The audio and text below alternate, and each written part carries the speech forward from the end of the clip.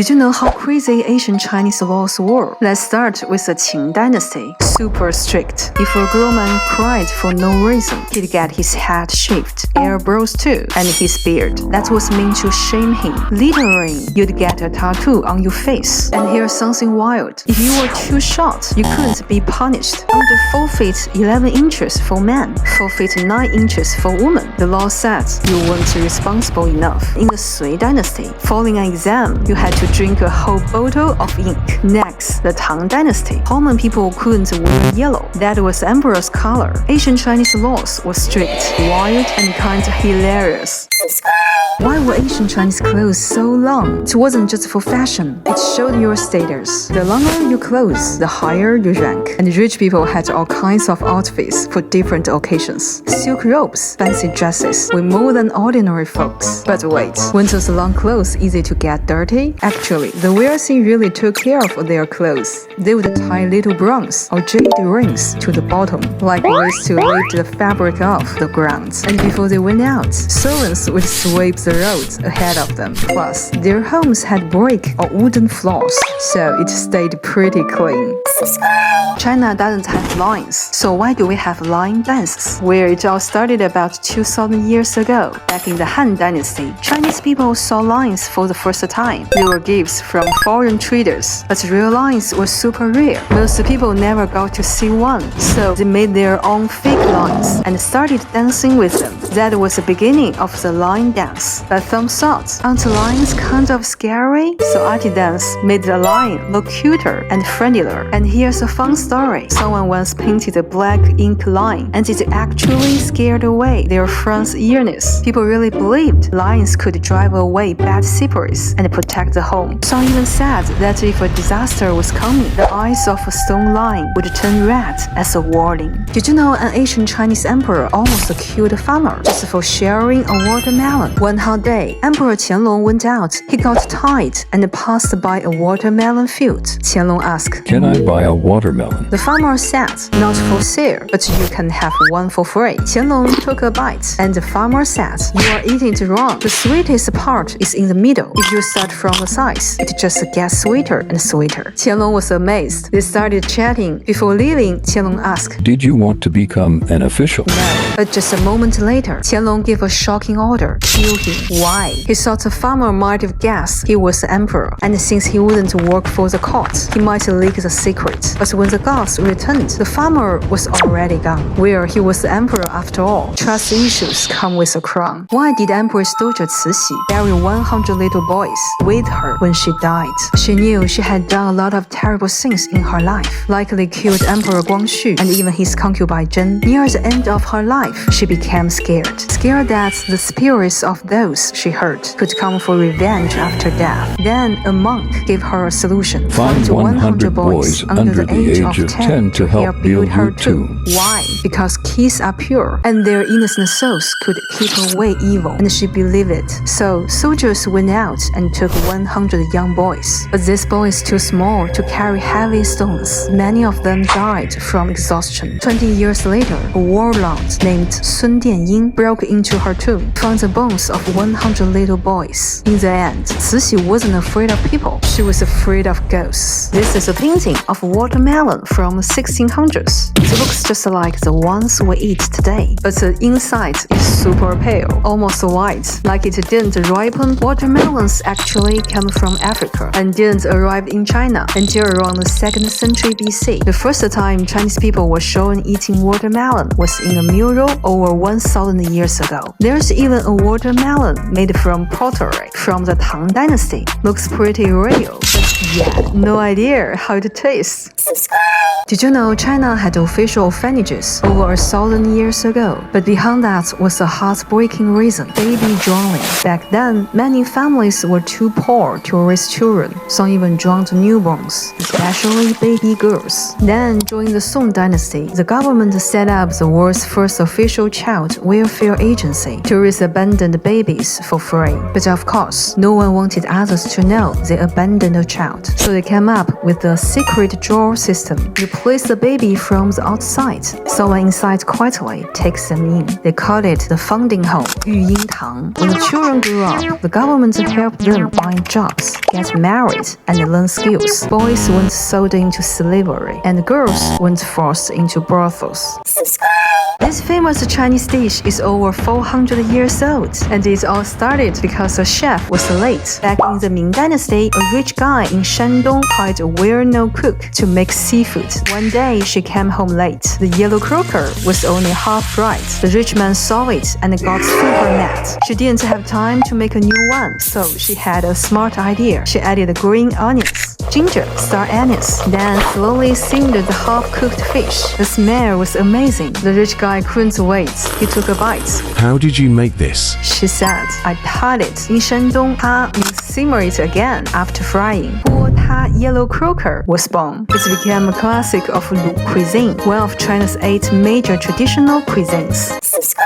Did you know the Qing dynasty had a foreign royal concubine? Her name was Consort Jia, and she came from a noble Korean family. She joined Qianlong's household even before he became emperor. Later, he personally gave her the name Jia, which means gentle and smart. Her story wasn't as sad as what you say in Ru Yi's royal love in the palace. She was actually well loved. She gave birth to 4 sons, and 3 of them became princes. After she passed away, she was even buried in the emperor's tomb. Only the emperor's most beloved consorts got that honor. But in 1928, soldiers looted the royal tomb. Her bones were mixed up with the others. They all had to be buried together in one coffin. A Korean woman who rose to become the emperor's favorite and was buried with him. That happened only once in Qing dynasty. Have you ever seen an emperor who wouldn't even replace his royal robe when it had a hole in it? Meet Emperor Daoguang, the most stingy emperor in Chinese history. One time, his dragon robe got a hole in it.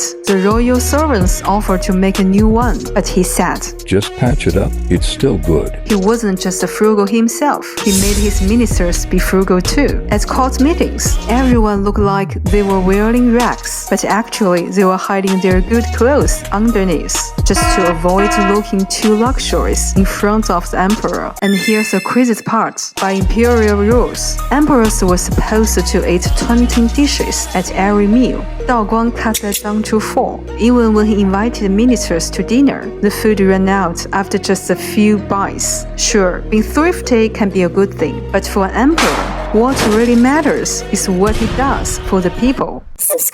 Before eunuchs entered the palace, they had to be castrated. So how did they go to the bathroom? Before the Ming and Qing dynasties, they only removed the testicles, so they could still pee standing up. But during the Qing dynasty, the entire organ was removed, so they had to squat to pee.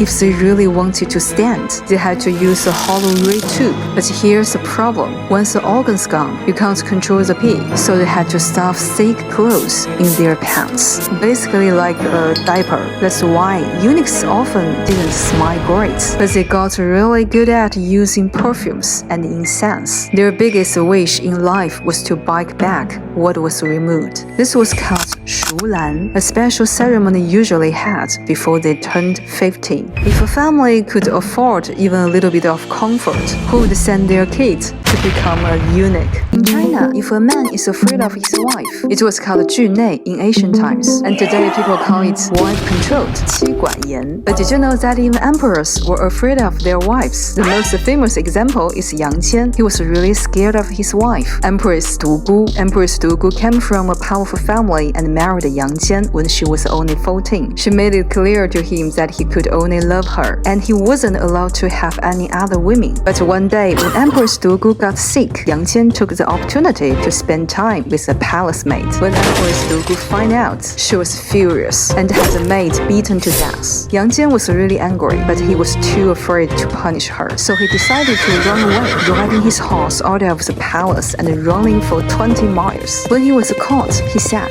Even So though as I'm the emperor, emperor, I don't even have the freedom to do what I want. That becomes the origin of the word freedom in Chinese. It wasn't until Empress Dugu passed away that Emperor Yang Jian finally started enjoying life and feeling truly free.